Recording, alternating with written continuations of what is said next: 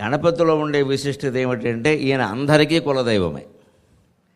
ఏ ఇంట్లోనూ కూడా గృహప్రవేశం చేసిన తర్వాత విఘ్నేశ్వర పూజ చేయకుండా ఏ పూజ చేయడానికి వీల్లేదు. ఎన్ని దేవుళ్ళ ఫోటోలు పెట్టినా గణపతి ఫోటో పెట్టాక మిగిలినవి పెడతాం. నమ్మకమైన సత్యమైన అది బాగా పనిచేస్తుంది. అంచేతన ఈ ఆది దైవం కావడానికి, అందరికీ కులదైవం కావడానికి గణపతి సాధించినటువంటి విజయాలు ఏమిటి, ఆయన విశిష్టత ఏమిటి అనేది ఈవేళ మన ప్రసంగంలో ప్రధానమైన అంశం. దాన్నే మనం చెప్పుకునేటువంటి ప్రయత్నం చేద్దాం. గణపతి ఆకారాన్ని మీరు గమనించండి. ఇక్కడ ఎంత పెద్ద ఆకారంతో ఉన్నాడు. ఇంకా ఎంతో పెద్ద ఆకారంతో హైదరాబాదులోనే ఉంటున్నాడు. మీకు తెలుసు, హైదరాబాదులో ఉంటున్న వినాయకుడితో పోటీపడి ఇతర ప్రాంతాల్లో కూడా అంతకంటే పెద్ద ఆకారం చేశారు. కానీ ఇదే గణపతి వాస్తవంగా శాస్త్రం ప్రకారం చాలా చిన్న ఆకారంతో ఉంటాడు. మనం ఇంట్లో ఏ పూజన చేసుకుంటే గణపతి విగ్రహం ప్రత్యేకం పెట్టక్కర్లేదు. ఓ తమలపాకు అక్కడ పెట్టి పురోహితులకు అప్పగిస్తే వారు పెట్టేస్తారు. దీనికోసం మళ్ళీ విగ్రహం ఎందుకండి, ఓ శిల్పి కావాలి ఏమిటని ప్రతి పురోహితుడు దేవతా విగ్రహాలకి శిల్పే. అందుకని కాస్త పసుపు తీసుకురామ్మా అంటారు, కొంచెం 2 బొట్లు కాస్త నీళ్లు పోస్తారు, ఇంత ముద్ద చేసి ఆ తమలపాకులో పెడతారు. ఆ ఆకారంలోనూ గణపతిని ఆరాధిస్తూ ఉన్నాం, ఈ ఆకారంలోనూ గణపతిని ఆరాధిస్తూ ఉన్నాం. నిజంగా గణపతి ఆకారం ఏమిటో చెప్పాలంటే విశ్వమంతా వ్యాపించినటువంటి ఆకారం. భగవంతుడంటేనే విశ్వమంతా వ్యాపించాడు. విశ్వమంతా వ్యాపించాడు కాబట్టి ఆయన గురించి తెలుసుకోవడానికి ఇంతమంది వచ్చాం ఇక్కడికి. మన ఇంట్లోనో మీ ఇంట్లోనో మా ఇంట్లోనో ఉన్నవాడైతే ఇక్కడికి రావడం ఎందుకు, అక్కడే కూర్చుంటాం వెళ్ళి. అంచేది ఈ ఆకారంలో ఉండే విశిష్టతను ముందుగా తెలుసుకుంటే ఇంటింటా కులదేవం ఎలా కాగలిగాడో తెలుస్తుంది మనకి. ఏ ఆకారము వారణేంద్రముఖమై ఈ లోకముల్గాచునో, ఏ ఆకారము వారణేంద్రముఖమై ఈ లోకముల్గాచునో, ఏ ఆకారము హృద్వికారములను తానే మూలకో త్రోయును, ఏ ఆకారము హృద్వికారములను తానే మూలకో త్రోయును, ఏ ఆకారమదెంతో దీర్ఘమై తానే హ్రస్వమై ఒప్పును, ఏ ఆకారమదెంతో దీర్ఘమై తానే హ్రస్వమై ఒప్పునో, ఆయాకారము ఈ ఆకారము ఆయాకారము లోకమందుగల మాయాకారముల్ ద్రోచుతన్, ఆయాకారము లోకమందుగల మాయాకారముల్ ద్రోచుతన్.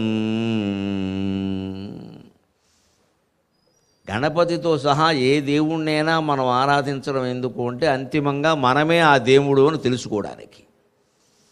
ఇది ప్రధాన లక్ష్యంగా మనం గుర్తిస్తే తప్ప ఆధ్యాత్మికతలో ఒక్క అడుగు కూడా ముందుకు వెయ్యలేం. ఏ దేవుణ్ణైనా నువ్వు ఆరాధించేది ఎందుకంటే హిందూ మతం చెబుతున్నది ఒకటే మాట, నువ్వే ఆ దేవుడివి తెలుసుకో, తర్వాత ఆరాధించావా మానవా నీ ఇష్టం. ఎప్పటికైనా అది తెలుసుకునే ప్రయత్నం చేయాలి. నువ్వు నేను ఇక్కడ చరాచర జీవరాశులు ఈ గొట్టాలు గొడుగులు సహా అన్నీ భగవత్ స్వరూపమే. జడ పదార్థాలు భగవంతుడే, చైతన్య పదార్థాలు భగవంతుడే. చిచ్చక్తి చేతనారూప జడశక్తి జడాత్మక అంటారు లలితా సహస్రంలో. చైతన్యవంతులైన మానవులలో జీవులలో కదలిక రూపంలో ఉన్నది అమ్మవారే.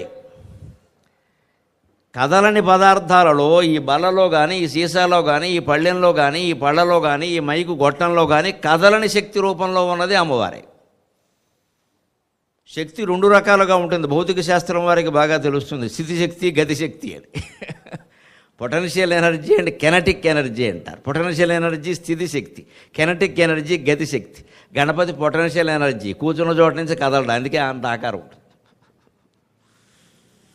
కుమారస్వామి కెనటిక్ ఎనర్జీ, ఆయన చాలా వేగంగా ప్రయాణిస్తాడు. అందుకే గణపతికి కుమారస్వామికి తీర్థాలన్నీ తిరగాలని పోటీ పెడితే 360 కోట్ల తీర్థాలు తిరిగొచ్చాడు కుమారస్వామి నెమలి వాహనం మీద. అవన్నీ తిరిగేలోకి గణపతి ఇక్కడే కూర్చున్నాడు. ఇక్కడ ఎందుకు కూర్చున్నామంటే నేను సూక్ష్మమైన ఉపాయం కనిపెట్టాను. అసలు ఇంత భూమండలం ఉందని మనకు ఎలా తెలిసిందయ్యా? అమ్మా నాన్న బట్టి కదా. ఆ అమ్మా నాన్న కంటే ప్రపంచం ఎక్కడైనా ఉందా అన్నాడు. వాళ్ళిద్దరు చుట్టూ తిరిగేది సరిపోయింది.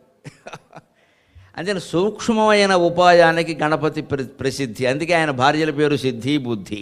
బుద్ధి ఉంటే సిద్ధి వస్తుంది, అంతకంటే ఏం లేదు. ఆయన 2 పెళ్ళిళ్ళు చేసుకోలేదు, దుష్ప్రచారం చేయదు దేవుళ్ళ గురించి. మన దేవుళ్ళు ఎవరికి 2 భార్యలు లేరు. అసలు వాస్తవం చెప్పాలంటే దేవుడికి భార్యే లేదు. దేవుడే భార్య, దేవుడే భర్త. వాళ్ళకి భార్య భర్త ప్రత్యేకంగా, వాళ్ళకి ఎందుకు ప్రత్యేకంగా పెడతాం? మనకు ఉన్నారు కాబట్టి వాళ్ళకి పెట్టేస్తాం అంతే. మనకున్నాక వాళ్ళకి లేకపోతే బాగుండదు కదా. అందుకని మనం ఎంత ఎక్కువ ఉంటే అంత మంచిది అనుకుంటాం కదా. డబ్బులు కానీ, ఏది కానీ, ఇళ్ళు కానీ, వాకిలే. అలాగే వాళ్ళకి భార్యలను కూడా ఎక్కువ మందిని పెట్టేసాం మనం. ఒక్కరే ఉంటే అలా సరిపోతారండి. 16 మందిని ఈయనే పెట్టాడు ఇక్కడ. వాళ్ళు ఎవరు చేసుకోలేదు ఆ పెళ్ళిళ్ళు. గణపతికి అసలు పెళ్ళే కాలేదు, కుమారస్వామికి పెళ్ళి కాలేదు.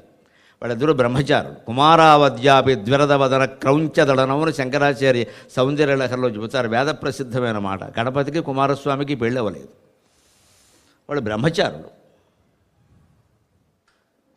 మరి సిద్ధి బుద్ధి ఏమిటయ్యా అంటే, నా వశంలో ఉంటారు సిద్ధి బుద్ధి. నువ్వు బుద్ధితో పనిచేస్తే సిద్ధి కలుగుతుంది, నేర్చుకో. గణపతికి దండం పెట్టేటప్పుడు మనం తెలుసుకోవలసింది ఏమిటంటే, బుద్ధి ఉంటే సిద్ధి ఉంటుంది. పక్కనే ఉంటారు కదా ఇద్దరు.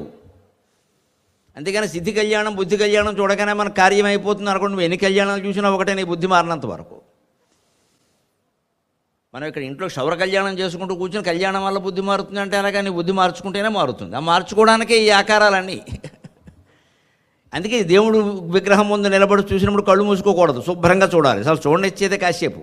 ఇక మా బోటుగాళ్ళం ప్రముఖులం కాబట్టి అక్కడ నిలబడిస్తారు. మీరు అందరూ వస్తే తోసేస్తారు. ఓ మనిషిని పెట్టి తోయించేస్తారు ప్రత్యేకం. అందులో కరోనా రోజులు ముందే తోసేస్తారు. మనం ఆ ఉన్న క్షణంలోనే చూడాలి అంటే కళ్ళు తెరుచుకుని చూడాలండి. అప్పుడు తెలుస్తుంది ఏ ఆకారము వారణేంద్రముఖమై ఈ లోకముల్గాచును. వారణము అంటే ఏనుగు.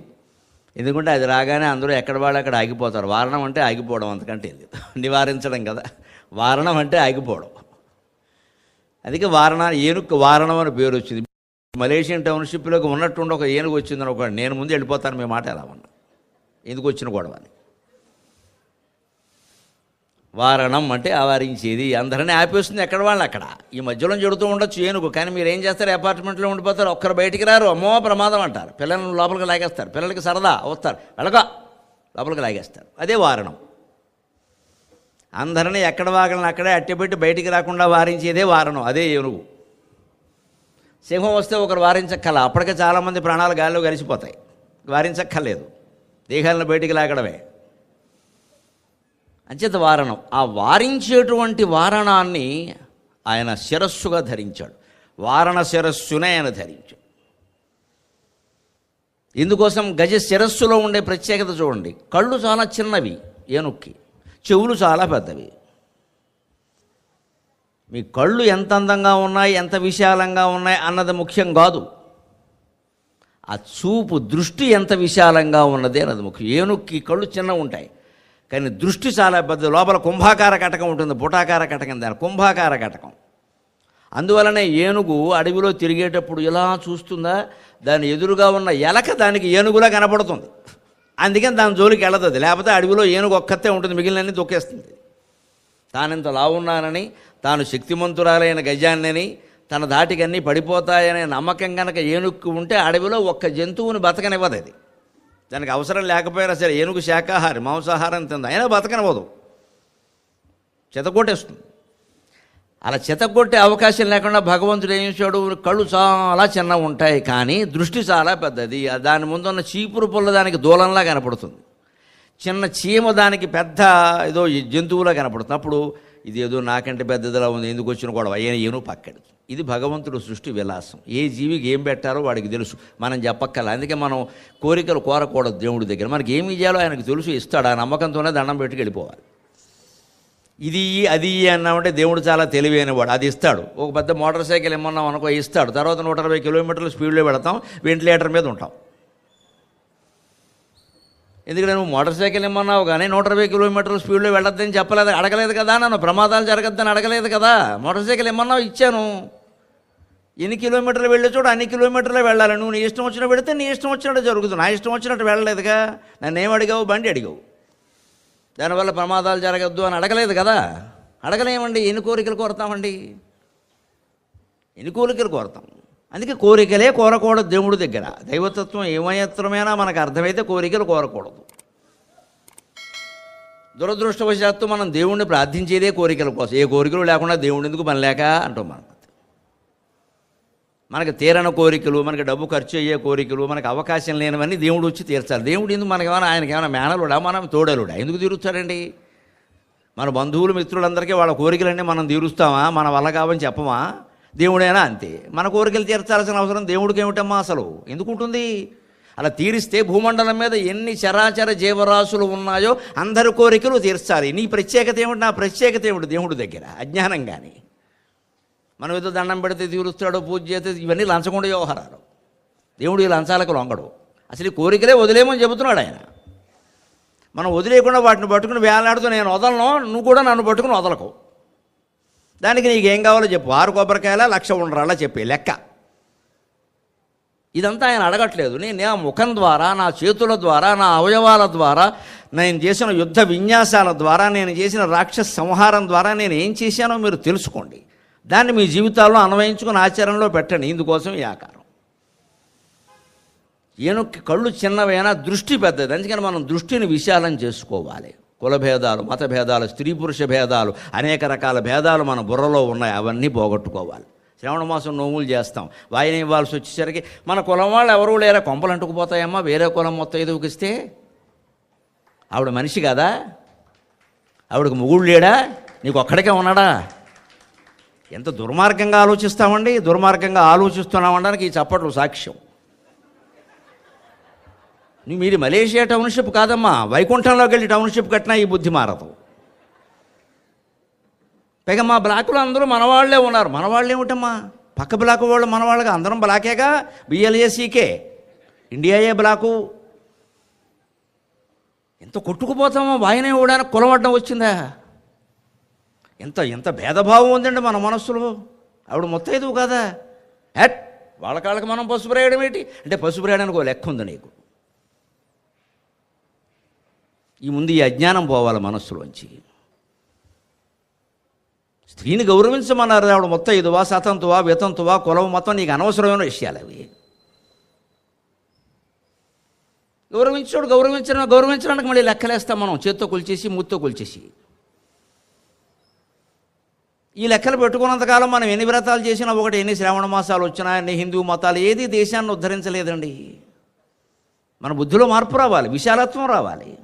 మన పని మనిషి కూడా మొత్తైదువేనమ్మా. ఆవిడకి దండం పెట్టి వాయినం ఇవ్వండి. హిందూ మతం అద్భుతంగా ఉంటుంది. హిందూ మతం.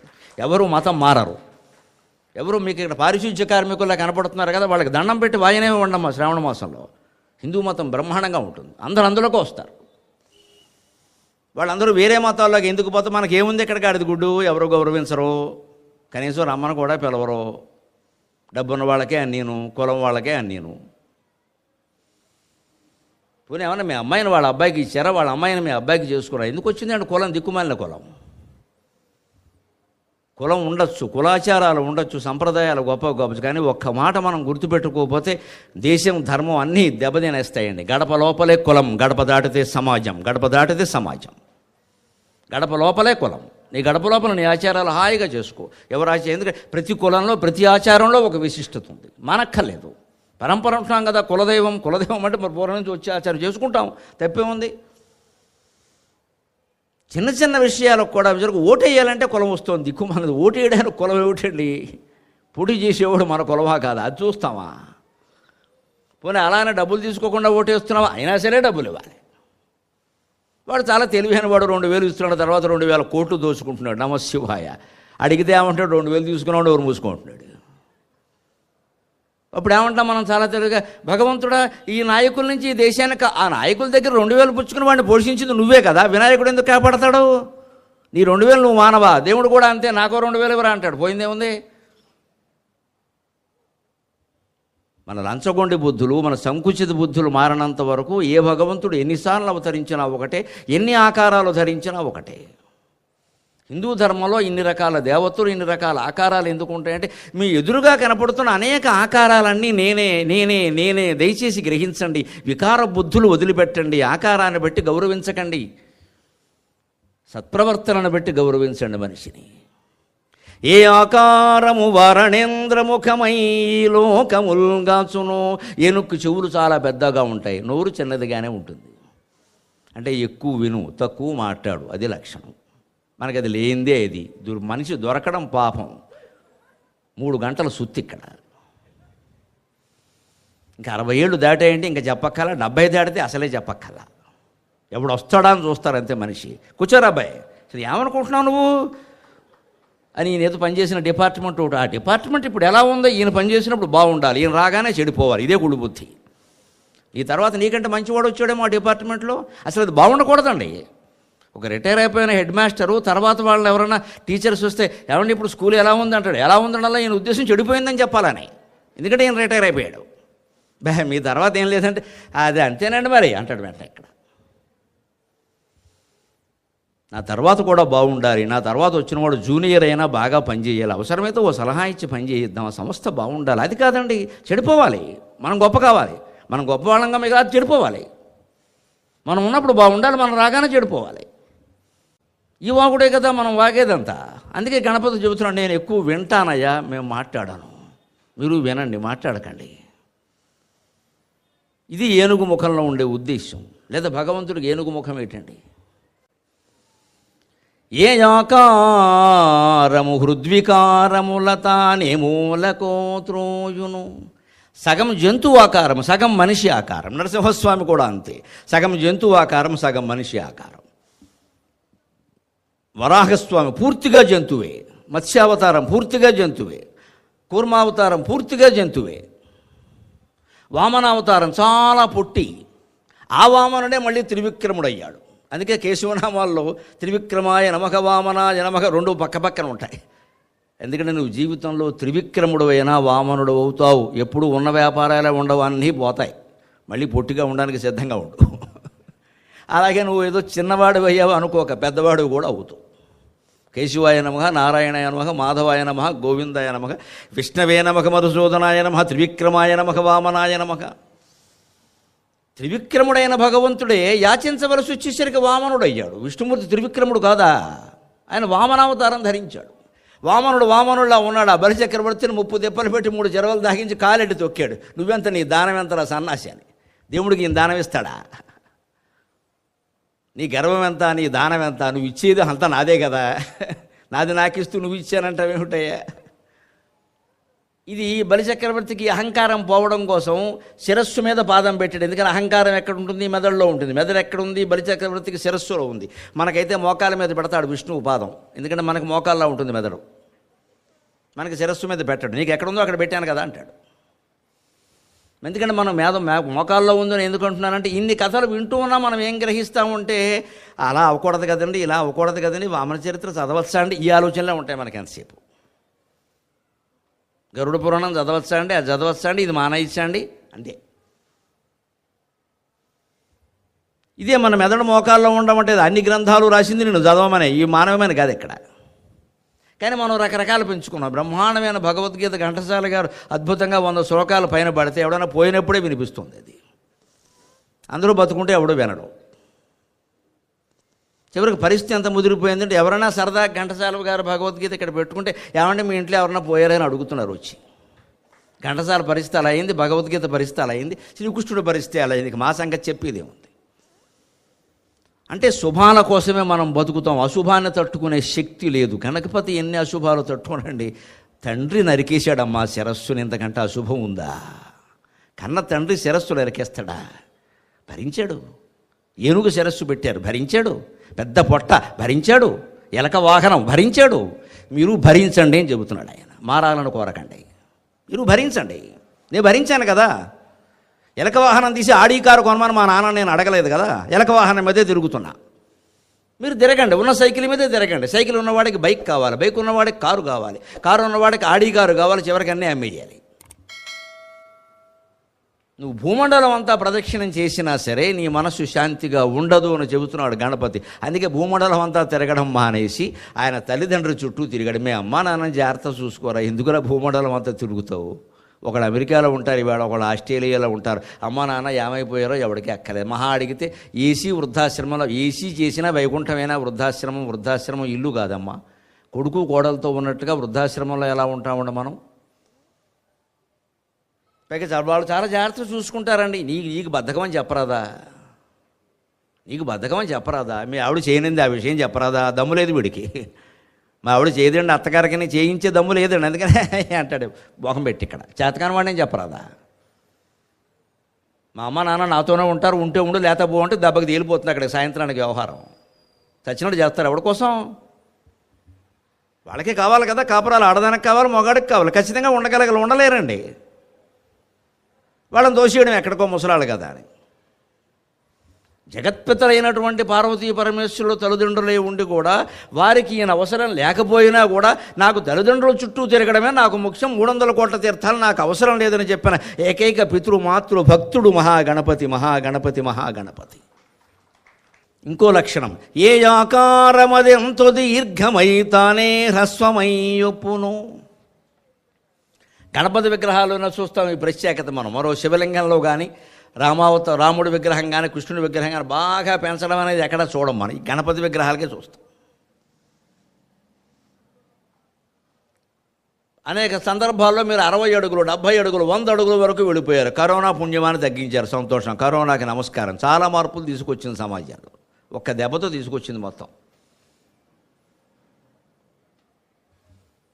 అంతే. అటువంటిది ఏదో భయంకరమైన వ్యాధి వస్తే తప్ప మనం తెలుసుకోలేకపోతున్నామండి. దౌర్భాగ్యం అది. అంటే ప్రకృతి ఏదో బీభత్సం చేసేసి నీ జీవితాన్ని చిన్నాభిన్నం చేసేస్తే తప్ప నువ్వు బాధ్యత గ్రహించవన్నమాట. తరచు చేతులు కడుక్కోవాలి, కాళ్ళు కడుక్కోవాలి. హిందువుల ఆచారాల్లో భాగం కాదండి. ఒకటి చెప్పేది ఏమిటండి? ఆచారాల్లో భాగం కాదా ఇవన్నీ? పూజ దగ్గర అవన్నీ చేస్తే శాస్త్రం కోసం చేస్తాం. అక్కడ నిజంగా చెయ్యం వాస్తవంగా.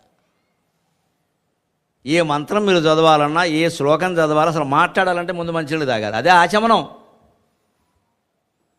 ఎందుకని? మీరు పొద్దున లేచిన తర్వాత ఏదైనా మాట్లాడదామనో స్తోత్రం చదువుదామని ప్రయత్నించి పొద్దున్న సూర్యనారాయణమూర్తిని చూశారనుకోండి, 6ంటికి స్నానం చేశాక ఏదో పాడదామనిపించి, ఉదయిస్తూ సూర్యుడు ఉల్లి పువ్వు ఛాయ, ఉల్లి పువ్వు మీద ఉగ్రంపు పొడి ఛాయ, శ్రీ సూర్యనారాయణ మేలుకో హరి సూర్యనారాయణ అని మీరు ఆ బయటికి వెళ్ళి సూర్యుని చూసి పాడారనుకోండి, మీ గొంతు మీరు పరిశీలించుకోండి.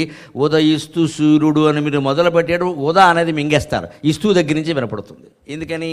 కాస్త నీళ్లు తాగందే గొంతు సవరించుకోవడం వీలు కదా, అందుకే ఆచమనం పెట్టారు. ముందు 3 సార్లు కేశవాయ స్వాహ, నారాయణ స్వాహ, మాధవాయ స్వాహ ఇప్పుడు మొదలెట్టండి బాబు అంటారు. లేదా ఆయనకి పలకదు గొంతు, మనకి పలకదు. దాంట్లోనే ఒక తత్వాన్ని చెబుతారు. ప్రతి ఆచారంలో ఒక తత్వం ఉంటుంది. ఆచమనం ఎప్పుడైనా చూడండి, మీరు ఇలా చేతులు ఇలా పెట్టి ఆచమనం చేయరు. ఎవరు ఇలా గుప్పుడు మూసి ఆచమనం చేయరు. సరిగ్గా ఇలా మోస్తారు. 2.5 వేళ్ళు మూసుంటాయి, 2.5 వేళ్ళు తెరుచుంటాయి. ఆచమనం ఎంత గొప్ప ఆచారం వస్తుంది. సరిగ్గా ఈ గుంట ఇలా ఏర్పడాలంటే అంతే. మరి సరిగ్గా 2.5 వేళ్ళు మూసుంటాయి. 2.5 సరిగ్గా ఈ వేలు సగం మూసి ఉంటుంది, అంతే కదా. ఈ 2 మూసున్నాయి, 2.5 మూసున్నాయి, 2.5 తెరుచున్నాయి. దీంట్లో అంతర్గతమైన తత్వం ఏమిటంటే, నీ జీవితాన్ని ఇలాగే సగం మూసి సగం తెరిచి నడిపించుకో. నువ్వు ఆలోచించుకో, ఎక్కడ మూయాలో ఎక్కడ తెరవాలో. మొత్తం మూయడము తప్పే, మొత్తం తెరవడము తప్పే. అమెరికన్ సంస్కృతి మొత్తం అరిచేయి తెరిచినట్టుగా ఉంటుంది. ఒక్కొక్కడికి 3 పెళ్ళాలు 6 భర్తలు ఉంటారు. ఏం మాట్లాడడానికి వీల్లేదు. She is my 4th wife and first wife also అంటాడు. అంటే మొదట ఆవిడే, 4 ఆవిడే, మళ్ళీ ఈ లోపు 3 అయినాయి రౌండ్. ఇక్కడ ఆవిడ అప్పుడు ఎందుకు వదిలేసాడో తెలియదు, ఇప్పుడు ఎందుకు చేసుకున్నాడో తెలియదు. చెప్పేస్తారు బహిరంగ. వాళ్ళకి మొహమాటమేం లేదండి. మన దగ్గర అలా చెప్పడానికి సిగ్గుపడతాం కొంచెం. ఇంక ఈ మధ్య మానేశారులేండి, మనం అభివృద్ధి చెందాం బాగా. సో బాగా బహిరంగంగానే చేసుకుంటాం శుభ్రంగా. నాకు 2వ పెళ్ళి, 3వ పెళ్ళి, 6వ పెళ్ళిని శుభలేఖలే వేసేస్తున్నారు. పైగా దానికి మళ్ళీ పెళ్ళికి ముందో పార్టీ, పెళ్లిలో ఓ పార్టీ, పెళ్ళి అయ్యాక ఓ పార్టీ, మొత్తం మీద పార్టీ. ఇది మొత్తం ప్రముఖులైన వాళ్ళు చేసుకుంటుండే ఈ దిక్కుమాలిన పనులు మొత్తం దేశం అంతా ఆదర్శం అయిపోతుంది కదా, చేసుకోవచ్చని. అందుకే ఇటువంటివి తిరస్కరించాలి. సిగ్గు లేదా అని అడగాలి, కనపడతాయి. మనిషి గౌరవించకూడదు. అందుకే అలా జరుగుతూ ఉంటారు. మన పిల్లలు అలాగే చేస్తారు, ఏడుస్తూ కూర్చోవలసిందే జీవితం అంతా. వాళ్ళు చేసుకున్నారు, మేము చేసుకుంటే తప్పేమిటి అంటారు. ఆచమనం అలా చెప్పలేదు. అమెరికన్ సంస్కృతి మనకి పనికిరాదు. అమెరికా సంస్కృతి అరచేయి తెరిచినట్టుగా ఉంటుంది, అంతా బహిరంగమే. వాడి వ్యక్తిగత జీవితం, వ్యక్తిగత స్వేచ్ఛ మనం ప్రశ్నించడానికి వీలు లేదు. ఆశ్చర్యకరమైన విషయం, నిన్న పత్రికల్లో చదివాను నేను. అమెరికాలో ఎలా ఉంటుందన్న, ఒక రాష్ట్రంలో ఒక నగరం ఉంటుంది, నోబ్రోవా ఆ నగరం పేరు. ఒక్కావిడే ఉంటుంది ఆ గ్రామం. ఆ గ్రామం మొత్తం మీద ఒకే ఒక వ్యక్తి, ఒక్కావిడే. ఆవిడని అడిగారట, అమ్మ గ్రామంలో ఎవరూ లేరు, నీ గురించి ఒక విలేజీ, దీనికో టౌన్, పై కాదు గ్రామం కూడా టౌను, దీనికో మేయర్, ఎందుకు నువ్వు ఖాళీ? నేను ఖాళీ చేయనండి, నా వ్యక్తిగత స్వేచ్ఛ, నేను ఇక్కడే ఉంటాను, నేను రాను. ఆవిడ కోసం ప్రత్యేక నగరాన్ని అక్కడ మెయింటైన్ చేస్తున్నారు. ఆవిడే మేయరు, ఆవిడే అక్కడ గ్రంథాలయంలో ఉద్యోగి, ఆవిడే అన్నీ. ఒక్కతే, ఒక్క నగరం, ఒక్క మనిషికి. వ్యక్తి స్వేచ్ఛకి అంత ప్రాధాన్యం ఉంటుంది అక్కడ. కానీ వ్యక్తి స్వేచ్ఛ మితిమీరితే ఏం జరుగుతుందో ఆ దేశమే ఉదాహరణ. ఎవడెవడిని ఎప్పుడు కాల్చేస్తాడో తెలియదు, ప్రతిరోజు కాల్పులే. ఇంతమంది ఇక్కడ కూర్చున్నా, మేము అనేక సభల్లో మాట్లాడినా కాల్చేస్తారనే భయం లేదండి మాకు. ఏం భయం లేదండి. ఒకవేళ కాల్చేసినా బెంగేం లేదండి. గణపతి సన్నిధిలో వెళ్ళిపోయాం, నమశివాయ, ఆయన చూసుకుంటాడు. ఇది భారతీయత, ఇది హిందూ ధర్మం, ఇది సంస్కృతి. బతుక్కి భయపడం, చావుకి భయపడం. వాడు హిందువు, వాడు హిందువు, వాడు హిందువు. బతుక్కు భయపడినా, చావుకు భయపడినా వాడు హిందువు కాదు, మనిషే కాదు. అమెరికా వాడు బతకడానికి భయపడతాడు, చావుకు అంతకంటే భయపడతాడు. మనం బతకడానికి భయపడం.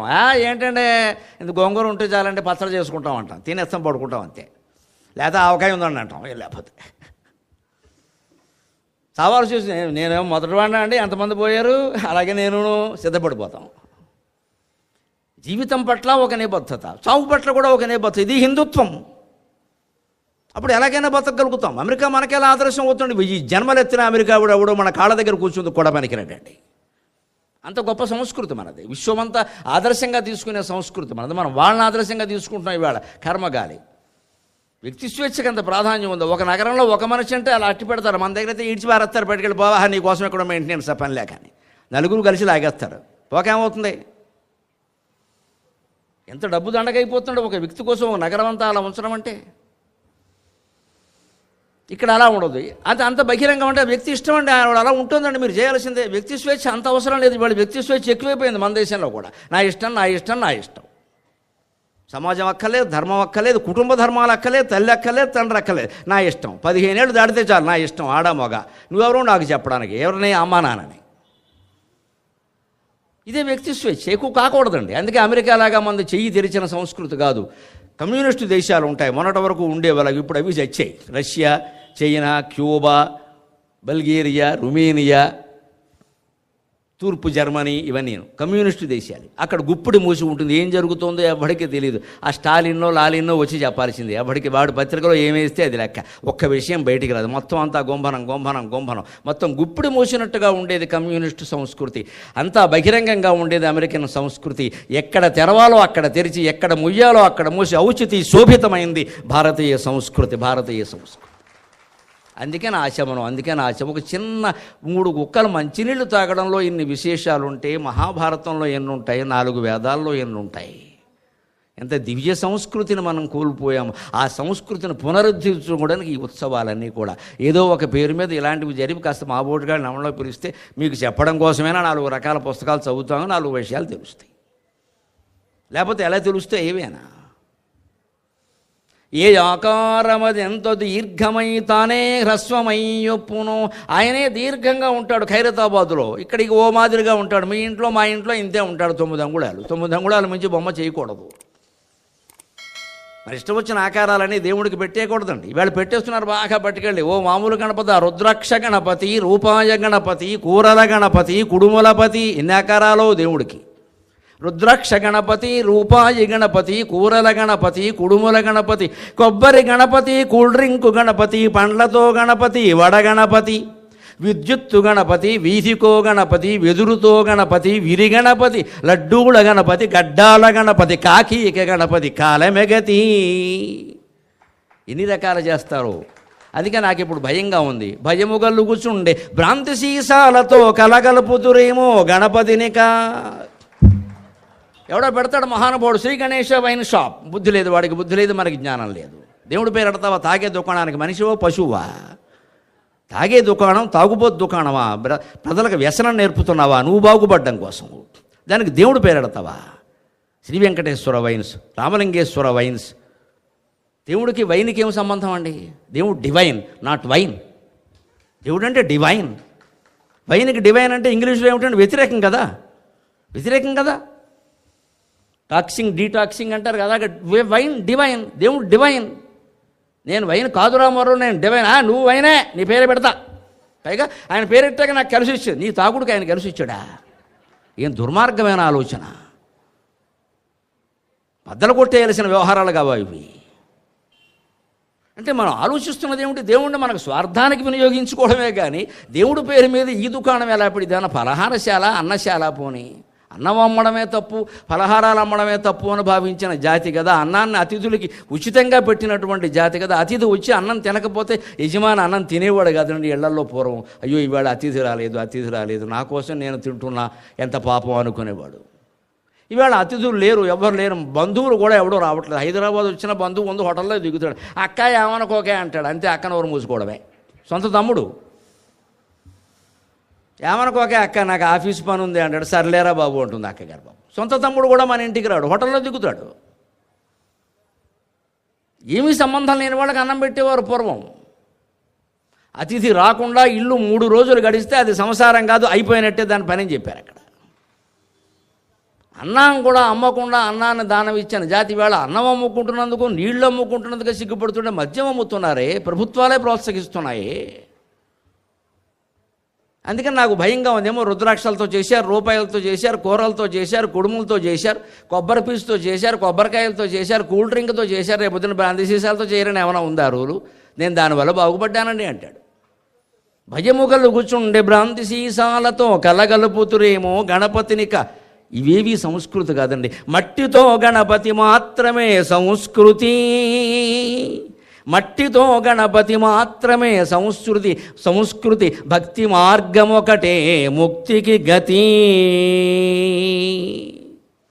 మట్టితో మాత్రమే చేయాలి, భక్తితో మాత్రమే పూజ చేయాలి. నువ్వు పత్రి పూజ కంటే భక్తి పూజే ముఖ్యం. 21 రకాలు 2 రకాలు తగ్గినా ఆయన ఏం అనడం, పెద్ద సమస్య కాదు అది. ఆ 21 తెచ్చామా లేదా, ఆ 21 తెచ్చామా లేదా అని హైదరాబాద్లో తిరకాలి. ఈలోపు ఎప్పుడు యాక్సిడెంట్ అవుతుంది అనవసరంగా. ఇక్కడ దొరికేవి చాలు. అది భక్తితో చేశామా లేదా, ఆ తాత్పర్యాన్నే చూడమని ఆయన్ని అడగాలి. మా స్వామి మాకేవో దొరికినవేవో తెచ్చామయ్యా, అందుకని మా మనస్సులో ఉన్న భక్తిని గమనించు స్వామి, వేరే ఏమొద్దు. మా తప్పులు క్షమయింపుమయ్య జగదంబా పుత్ర హేరంబ, మా తప్పులు క్షమయింపుమయ్య జగదంబా పుత్ర హేరంబ. మేమే తీర్థాలు పవిత్ర పుష్పములు తేనే లేదు, మేమే తీర్థాలు పవిత్ర పుష్పములు తేనే లేదు, మా దొడ్డిలోనే తచ్చాడడి పిచ్చి పువ్వులివి. ఇష్టదైవం అనే పుస్తకంలో గణపతి మీద రాసిన పద్యాలు ఇవన్నీ. నేను మా తప్పులు క్షమయింపుమయ్య జగదంబా పుత్ర హేరంబ, మేమే తీర్థాలు పవిత్ర పుష్పములు తేనే లేదు, మా దొడ్డిలోనే తచ్చాడడి పిచ్చి పువ్వులివి. నీకే ప్రీతి కలిగించునో, నీకే ప్రీతి కలిగించునో, మా తాత్పర్యము చూడుమో కవి, మా తాత్పర్యము చూడుమో కవి. నితంబాధార చక్రాకృతి. మూలం గ్రహిస్తే ఆ చివరి మాటలు రెండిట్లోనూ ఉందండి. కవి అన్నమాట. గణపతిని కవి అంటారు. గణానాం త్వా గణపతికం హవామహే కవిం కవీనాం ఉపమశ్రవస్తమం జ్యేష్ఠరాజం బ్రహ్మణాం బ్రహ్మణస్పత ఆనశృణ్వన్నోతిభిः సీదసాదనం. ఇది వేదం చెబుతున్న మాట, యజుర్వేదంలో మంత్రం ఇది. అందులో కవీనాం కవిం అన్నారు. కవి ఏమిటండి? గణపతి కవి ఎప్పుడు? గణపతి కవిత్వం ఏమి రాశాడు? గణపతి ఏ కావ్యము రాయలా. వ్యాసుడు భారతం చెబుతుంటే ఊరికి తాటాకుల మీద రాశాడు. లేఖకుడు అంటారు ఆయన, కవి అనరు. తాటాకుల మీదో పుస్తకాల మీద రాస్తే లేఖకుడు అంటారు. రైటర్ అనే మాటకి రచయిత అనే అర్థం ఆధునికంగా ఇంగ్లీషు భాష వల్ల వచ్చింది. కానీ రాసేవాడంటే మన దగ్గర కవి కాదు. కవి వేరు, లేఖకుడు వేరు. పూర్వం అల్లసాని పెద్దన మొదలైన వాళ్ళు ఎవరు అక్షరాలు తాటాకుల మీద రాసేవాళ్ళు కాదు. అలా రాస్తూ ఈ గంటం పట్టుకుని రాస్తూ కూర్చోవాలంటే వాళ్ళు ఆశువుగా చెప్పే పద్యాలు చెప్పలేరు. వాళ్ళు మేము అవధానాల్లో మేము చెప్పినట్టే వేగంగా పద్యాలు చెప్పేవారు. హాయిగా అలసాని పెద్దన గారు అయితే భోజనం చేసిన తర్వాత వాళ్ళు ఆవిడ మంచి మిఠాయికి వెళ్ళి తాంబూలం ఇస్తే అది కూడా ఆవిడ పట్టుకొచ్చి ఇవ్వాలి, లేకపోతే మామూలుగా అయితే కుదరదు. ఇంకా ఆవిడ సరదాగా సరసంగా ఆ తాంబూలం పట్టుకొచ్చి నోట్లో పెడితే ఆ తాంబూలం నవ్వులతో కాలు ఊపుకుంటూ ఇలా కూర్చునేవాడు, ఎదురుగా లేఖకుడు ఉండేవాడు చెప్పేవాడు. అలాగే మన చరిత్ర అంతా చెప్పాడు ఆయన. అలాగ వ్యాసుడు చెబుతుంటే గణపతి రాశాడు భారతాన్ని. గణపతి లేఖకుడు, కవి ఎలా అయ్యాడు మరి? గణానాంత్వా గణపతిగుం, గణాలకి గణపతివే కాకుండా కవీనాం కవిం, కవులందరికీ మూల కవి అని ఎలా అంటారండి? సృష్టికి మూలం గణపతి. పార్వతీ పరమేశ్వరుల పుత్రుడుగా పుట్టడం, గజాశ్యుడుగా ఉండడం అనేది ఒక అవతారం మాత్రమే. గణపతి అనేక అవతార మూర్తి. సృష్టికి మూలం గణపతి. విశిష్టం ఏంటంటే శివపురాణంలో స్పష్టంగా పార్వతీ పరమేశ్వరుల కళ్యాణంలో ప్రారంభంలో విఘ్నేశ్వర పూజ చేశారట. పుట్టన బిడ్డకి పేరు పెట్టుతున్నారు అని. వాళ్ళకి పుట్టిన కుమారుడు పుట్టకుండా వాళ్ళు పూజ చేయడం, ఆ గణపతి వేరు, ఈ గణపతి వేరు. ఆయన అవతారం ఈయన విష్ణు అవతారమేనండి. రాముడు కృష్ణుడు కొత్త వాళ్ళు కాదు కదా. విష్ణుమూర్తి వైకుంఠంలో ఉన్నాడు, రాముడుగా పుట్టాడు, కృష్ణుడుగా పుట్టాడు, వరాహ అవతారం, మత్స్య అవతారం, పరశురామ అవతారం, ఆయన మరి వైకుంఠంలో విష్ణువు లేడా? మాయమయ్యాడా? ఉన్నాడు కదా. భగవంతుడు వైకుంఠంలో ఉండగానే భూమి మీద అవతరిస్తాడు. ఎలాగా? ఇక్కడ అనేక పుష్పాలు ఉన్నాయి, మీరు గమనించండి. పుష్పం అక్కడే ఉంటుందమ్మా. సుగంధం మలేషియా టౌన్షిప్ అంతా వ్యాపించింది. పుష్పం అక్కడే ఉండి సుగంధం అంతా వ్యాపించినట్టే భగవంతుడు వైకుంఠంలోనే ఉంటాడు, భూమి మీద అవతరిస్తాడు. అవతారం అంటే లెక్క అది. పుష్పం తాలూకు సుగంధమే భగవద్విభూతి అంటారన్నమాట. భగవద్విభూతి అవతారంగా పుడుతుంది. భగవంతుడు స్వయంగా దిగి వచ్చాడు కాళ్ళు చేతులతోటి. మరి అక్కడేమవుతారు? మళ్ళీ అక్కడ ఖాళీ అయిపోదో, అక్కడ ఉంటాడు ఆయన. అక్కడ ఉంటూ ఇక్కడ అవతరించడం ఎలా సాధ్యము అంటే, పుష్పం ఉన్న చోట ఉందండి, దాని సుగంధం వ్యాపించింది లేదా వాయుదేవుడు చూసుకున్నాడు ఆ పని. అలాగే అవతారం వస్తుంది. అంచేది గణపతి మూలదైవం. ఆయన అన్ని గణాలు, ప్రమథ గణాలకు కాదు, మొత్తం సృష్టి గణాలకే అధిపతి. ఆయన కవీనాం కవి. ఎందుకంటే ఒక కవి కావ్యాన్ని ఎలా రచిస్తాడో, ఒక దర్శకుడు ఒక చలనచిత్రాన్ని ఎలా తీస్తాడో, భగవంతుడు ఈ సృష్టి అలాగే తీశాడు. అలా అర్థం చేసుకుంటేనే మనం ఆనందంగా ఉంటాం జీవితంలో. ఇదో సినిమా, జీవితం ఒక సినిమా. సినిమా ఏమో 2.5 గంటల కాలక్షేపం. ఇది ఏదో 75 ఏళ్ళు 80 ఏళ్ళు కాలక్షేపం చేసి వదిలే అంతే. ఊరికే పట్టించుకోగా నేను. చెడు ఉంది, మంచి ఉంది. ఇక్కడ ప్రపంచం అంటే ఇంత. ఇదో సినిమా. సినిమాలో హీరో ఉంటాడు, హీరోయిన్ ఉంటుంది, విలన్ కూడా. విలన్ లేకపోతే సినిమా ఎక్కడండి? ఇవాళ హీరోలందరూ దాచుకున్న డబ్బులు ట్యాక్సులు కూడా కట్టకుండా దాచుకున్నారండి. ఒకే ఒక్క విలన్ సోను సూద్ అపర కర్ణుడు అపారమైన దానం చేశాడండి. ఎవడు హీరో, ఎవడు విలన్, ఎవడు తెలుస్తాడమ్మా జీవితంలో? ఎవడు హీరో, ఎవడు నిజమైన హీరో? అతను. మనం సూర్యకాంతం అనగానే గయ్యాళ్ళ అత్తగారు అనుకున్నాం మనం. వాళ్ళ కోడలు చెప్పింది స్వయంగా, మా అత్తగారులా సరస్వతీదేవి కూడా ఉండదని చెప్పింది ఆవిడ. అంత మంచిదని చెప్పింది ఆవిడ. కోడలు చెప్పింది. కోడలు ఇస్తేనే అత్తగారికి సర్టిఫికెట్, అత్తగారు ఇస్తేనే కోడలికి సర్టిఫికెట్. మా అమ్మాయి మంచిది అని అమ్మ చెప్పడం కాదు. కాకి పిల్ల కాకి ముద్దు, ఊరుకో మాట్లాడక. అత్తగారు చెప్పాలి, నువ్వు చెబుతావేటి ఇక్కడ? సూర్యకాంతం కోడలు చెప్పింది, మా అత్తగారు చాలా మంచి ఆవిడేదో వేషాలంటే అలా వేసింది, కానీ చాలా మంచి ఆవిడండి బాబు, ఇంట్లో పని కూడా నన్ను చేయనివ్వదు ఆవిడ, నీకేం తెలిసి చిన్నపిల్ల అంటుంది అని చెప్పింది ఆవిడ. అంచేతను ఈవేళ విలన్ హీరో ఎవరు నిర్ణయిస్తారండి? హీరోలందరూ కోట్లు తీసుకుని దాచుకున్నారమ్మా. సోను సూద్ సొంత ఆస్తులు తాకట్టు పెట్టి తెచ్చిస్తున్నాడు ఈవేళ. దానానికి అలవాటు పడ్డాడమ్మా, దానానికి అలవాటు పడ్డాడు. మనం కోరుకోవలసింది ఒకటే, ఒక సోదర భావంతో నేను అతని విషయంలో ఒకటే ప్రార్థిస్తా. అతి దానాత్ హతః కర్ణః అన్నారు. అతిగా దానం చేయడం వల్ల కర్ణుడు జీవితంలో నష్టపోయాడు. ఆ మహానుభావుడు నష్టపోవద్దు, సిరి సంపదలతో సుఖంగా హాయిగా ఉండాలి. మనం అదే కోరుకోవాలి. ఇక్కడ మరీ అతిగా ఇంకా వ్యసనంగా మారిపోయి దానం చేస్తే చివరికి భార్యాపిల్లలు గంటేసే పరిస్థితులు వస్తాయి ఇంట్లోంచి. మా సంగతి ఏమిటి? అంత చేయకూడదు. దాన ధర్మాలు మంచివే, కానీ అతి పనికిరాదు. చెడు ఎలాగైతే అతి పనికిరాదు, మంచితనం కూడా అతి పనికిరాదండి. ధర్మరాజు అతి మంచితనం వల్లే నష్టపోయాడు. ద్రౌపదిని పరాభవం చేసిన ప్రయత్నం చేయగానే సైంధవుడిని వేసేయడానికి భీముడికి అర్జునుడికి అవకాశం ఇచ్చుంటే అభిమన్యుడు చచ్చేవాడు కాదు. సైంధవుడు కారణంగానే కదా అభిమన్యుడు బలైపోయింది. జరిగేది కాదు. ధర్మరాజుల వారు అతి మంచితనం. నేను అందరినీ క్షమించా. ఈయనెవరు క్షమించరు ఇక్కడ. దుర్మార్గుని దుర్మార్గంగానే చూడాలి, క్షమించడం ఏమిటి? ఇవి చిన్న తప్పు పొరపాటు అయితే క్షమిస్తామండి. ఘోరాలు నేరాలు క్షమించకూడదమ్మా, వేసేయాలంతే. అక్కడ సాయంత్రానికి ఉరిశిక్ష పడిపోతే మళ్ళీ ఎవడో చేయడు, వాటిని క్షమిస్తారు ఏమిటి? కొన్ని 100 మందిని చంపేస్తారు బాంబులు వేసి ఉగ్రవాదులు, వాళ్ళని క్షమిస్తారా? క్షమిస్తే పని నడుస్తుందా? అందుకని మనం గణపతిని కోరాల్సింది ఏమిటంటే జీవితాన్ని ఒక సినిమాగా భావించకుండా నిజమే అనుకుని, నాటకం కాదు నిజమే అనుకుని దాంట్లో మనం బాగా ఓవర్ యాక్షన్లు అత్యంత చేసేసామే. అందుకని మా తప్పులు క్షమించుమయ్యా. అందుకే ఏ దేవుడి దగ్గర గుంజీలు తీయం, గణపతి దగ్గర గుంజీలు తీస్తాం. ఎన్ని గుంజీలు తీస్తే అంత ఇష్టం ఆయనకి. ఎందుకంటే చై అదెందుకు చేసావు, ఇదెందుకు చేసావు, చై ఇంకో గుంజీది. పైగా ఇదంతా వ్యాయామం, ఫిట్నెస్ కదా. ఫిట్నెస్ అంతా ఇక్కడ ఉంది. 9 రోజులు వరుసగా ఆడా మగ మొత్తం గుంజీలు తీయండి, సరిపోతుంది, ఇంకేం అక్కర్లేదు. మనం అనుకున్న వ్యాయామాలు కూడా మన ఆచారాల్లో జోడించారు. ఎంత గొప్పవాళ్ళు అండి మన వాళ్ళు. 10 రోజులు ఇలా చేసిన తర్వాత గుంజీలు తీయకుండా ఉండలేము, అలవాటైపోయింది కదా. మా తప్పులు క్షమించుమయ్యే జగదంబాపుత్ర, పార్వతీదేవి కుమారుడివి, ఆవిడ జగన్మాత. అటువంటి ఆవిడ కుమారుడికి నీకు మేము చేసే పూజ ఇదా? మేమే తీర్థాలు పవిత్ర పుష్పములు తేనే లేదు. గొప్ప గొప్ప తీర్థాలు గంగా కావేరి నదుల నుంచి మేము తేలేదు. మున్సిపాలిటీ కూడా నీళ్ళే మన బతుకులకి. పవిత్రమైన పుష్పాలు లేవు, ఏవో ఉన్నవే పట్టుకొచ్చావు ఇక్కడ. అవి కూడా దొంగతనం చేసిన పూలే. మహానుభావులు ఉంటారు చాలామంది, పొద్దున్నే బయలుదేరతారు బొట్టేసుకుని పూల దొంగలు. బివేర్ ఆఫ్, జాగ్రత్తగా ఉండండి. మీ ఇళ్ళ ముందు మా ఇళ్ళ ముందు కోసేస్తారు, వారింటి ముందు అలాగే ఉంటాయి. పైగా వీరు వ్యాఖ్యానం ఏమిటంటే, అది అలా చేస్తే వారికి పుణ్యం కదండి, నువ్వెవరో వ్యాఖ్యానం చేయడానికి. వారికి పుణ్యం నువ్వు ఇవ్వాలి, వాళ్ళు సంపాదించుకోరు. ఈ పూల దొంగతనం తప్పండి. ఉంటే పెట్టాలి, లేకపోతే మానేసి నమస్కారం పెట్టండి. ఎవరింటి ముందు పూలు మనం కొయ్యకూడదు, రోడ్డు మీద అసలే కొయ్యకూడదు. గవర్నమెంట్ కదా అనొద్దండి. రోడ్డు అంతా బాగుండడానికి పర్యావరణం కోసం ఏర్పాటు. అక్కడ పూలు ఎలాగ వస్తావు? మళ్ళీ అక్కడ పెట్టాలి ఓ board, don't pluck the flowers. సరిగ్గా అది చూసుకొస్తాం మనం, ఎందుకంటే ప్లక్ అన్నాడు కదా, కొయ్. ఆ బోర్డు పెట్టకపోతే దాని జోలికి వెళ్ళరు. పెట్టిన తర్వాత ఏమిటి, ఇదేదో కనపడ, మనం ఎలా ఊరుకుంటాం? గవర్నమెంట్ సొమ్మంతా మన సొంతం, అలాగే. ఇదికి దారికి అటుపక్కనే ఇటుపక్కనే ప్రభుత్వం వారు మొక్కలు పెంచారు, లేదా పూల మొక్కలు పెంచారు. దారి అందంగా ఉండడానికి. అందం ఏమిటండి? సుగంధం. దానివల్ల పర్యావరణం బాగుంటుంది, కాలుష్యం ఉండదు గాలిలో. ఆ పువ్వులు అలా ఉండాలి. నువ్వెవరు అయ్యా కొయ్యడానికి? దేవుడి పూజకనే పేరు మీద నీ స్వార్థం కోసం అన్ని పూలు కోస్తావు. నువ్వు పెంచుకో కావాలంటే.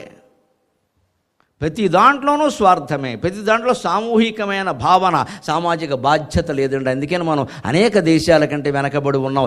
ఇంత ఘనమైన అతి పురాతన సంస్కృతి ఖ్యాతి కలిగి, సహజముగ పండు నేలలు చాలగలిగి, అతి పురాతన సంస్కృతి ఖ్యాతి కలిగి, జీవధారలు ప్రవహించు చేవగలిగి, బడుగు దేశం మనడి మాట పడుదురేలా. ఇప్పటికీ భారతదేశం అభివృద్ధి చెందుతున్న దేశాల్లో భారతదేశం ఒకటి. ఎంతకాలం ఉంటామండి చెందుతూ ఇక్కడ చెందిన దేశం అనే మాట రాదండి మనకి. ఎందుకని మనమే వెనకబాటుతనానికి మనమే కారణం. మనకు వ్యక్తిగత ప్రయోజనమే ముఖ్యం తప్పితే సామాజిక ప్రయోజనం మనకు అవసరం లేదు. అందరి కోసం, అందరు కూడా మనకెందుకండి, అంతే తీసిపారాయి. మరి పండుగలన్నీ అందరి కోసమేనండి. మీరు అందరూ వచ్చి వింటారనే కదా నేను వచ్చింది ఇక్కడికి. ఒక కుటుంబం కోసం అయితే నేను వస్తాను, ఒక వ్యక్తి పిలిస్తే నాకేం పని అని రావడం. అందరూ వస్తారు, అన్ని కులాలు మతాలు అన్ని ప్రాంతాల వారు ఉంటారు, మంచి విషయాలు చెప్పొచ్చు అని కదా వచ్చింది. మరి అందరి కోసమే కదా ఇది. మన జీవితం కూడా అందరి కోసమేనండి. అందుకే దైవభక్తితో పాటు దేశభక్తి నేర్పాలి పిల్లలకి. అందుకే నేను నా ప్రవచనాల్లోనే మాతృదేవో భవ అనడం మానేసి వందే మాతరమును మొదలు పెడుతున్నాను. మొన్న ఆగస్టు 15 తీసుకున్నాను నిర్ణయం. అప్పటి నుంచి ఇలాగే కొనసాగుతుంది. దైవభక్తి సరిపోదండి. దేశం బాగుండాలంటే దేశభక్తి ఉండాలి. నలుగురికి దేశభక్తి అంటే ఏం లేదమ్మా, పక్కవాళ్ళ సుఖం కూడా ఆలోచించు. అపార్ట్మెంట్లోకి నీళ్లు రావట్లేదు, ఇబ్బంది వచ్చింది, ట్యాంక్ అడుగుతున్నారు, ఏదో చెప్పారు. మనకు అత్యవసరమైన నీళ్లు పట్టుకోవాలి. 16 డబ్బాలు పెద్ద టప్పులు పట్టేసి ఎవరికి దొరకకుండా చేయకూడదు. దాన్ని స్వార్థం అంటారు. అత్యవసరమైన పట్టుకో. 2 నీళ్ళ గదులు ఉంటాయి ఎవరికైనా, అందులో ఓ బకెట్ పెట్టుకో, ఇందులో ఓ బకెట్ పెట్టుకో. నీళ్లు తోమడానికి కావాలంటే ఇంకో బకెట్ పెట్టుకో, చాలు అంతే. పెద్ద 600 పెట్టి ఇంత టబ్బు కొనేసి నింపేయకూడదు అక్కడ. ఇది స్వార్థం అంటారు దీన్ని.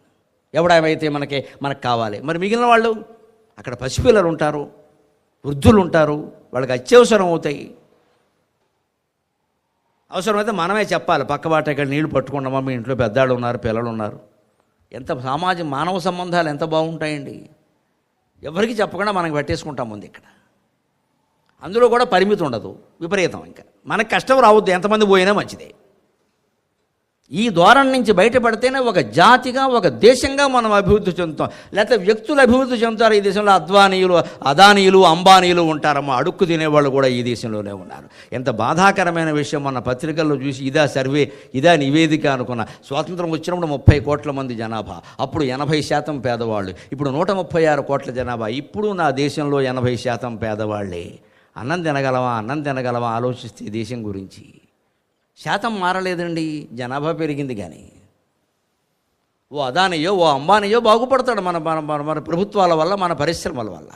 మామూలు వాళ్ళు ఎవరు బాగుపడడం లేదే, కానీ అందరినీ బాగు చేయమని కదా చెబుతున్నది. అందుకని దేవుడు ముందు క్షమాపణ కోరాలి. మేమేం తెచ్చామయ్యా, ఈ తెచ్చిన పువ్వులు కూడా దొంగతనం చేసి పట్టుకొచ్చాను ఆయన, పిచ్చి పువ్వులు ఇవి, ఏవో దొరికినవి పట్టుకొచ్చాం.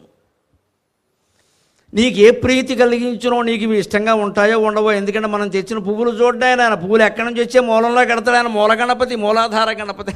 నాకు తెలుసు నువ్వు ఎక్కడ పట్టుకొచ్చావు అని. ఈ పుణ్యం అంతా ఎవడి ఇంటి ముందు పూలు కోసావు వాడికి వెళ్ళిపోతుంది. శ్రీమద్ రమారమణ గోవిందో హరి. భారతంలో శాంతి పర్వంలో భీష్ముడు ధర్మరాజుకు స్పష్టంగా చెబుతాడు, ఎవడైనా ఎవడి సొమ్మైనా కొట్టేసి దాన ధర్మాలు చేస్తే, ప్రభుత్వాన్ని మోసం చేసి, ప్రజల్ని మోసం చేసి దాన ధర్మాలు చేస్తే, దేవాలయాల్లో ఆభరణాలు చేయిస్తే, దేవాలయాల్లో ఉత్సవాలు జరిపిస్తే, ఈ పుణ్యం అంతా వాడు ఎవరి సొమ్ము కొట్టేశాడో వాళ్ళకి చెందుతుంది, వీడికి చెందదు. వీడు చెంచలగూడలోనే ఉంటాడు. ప్రత్యక్ష సాక్ష్యాలు ఉన్నాయి, చెప్పక్కర్లేదు. ఇంకా భగవంతుడు తన లీల నిరూపిస్తున్నాడు కలియుగంలో కూడా. మనం గ్రహించలేకపోతున్నాం అంతే. ఎలాగోలా సంపాదించిన దేవుడికి ఎలా సంపాదించావనేది ముఖ్యం. దేవుడు పెట్టకపోయినా పర్వాలేదు, నువ్వు గుడి కట్టకపోయినా పర్వాలేదు, నీ బతుకంతా ఓ దేవాలయం చేసుకో, నీ బతుకంతా పవిత్రంగా గడుపు. నువ్వే దేవుడు అయ్యా. స్పష్టంగా నువ్వు గుడి కట్టేది ఏమిటి? నువ్వే దేవుడివి, యు ఆర్ ది గాడ్. మన ప్రవర్తన, మన శీలం, మన సత్ప్రవర్తన, మన ఆలోచన విధానం అది ఆలోచించుకోవాలి. దేవుడి కోసం దొంగతనం చేయమని ఎవరూ చెప్పలేదు ఇక్కడ. మామూలుగానే దొంగతనం చేయకూడదు, దేవుడి కోసం అసలు చేయకూడదు.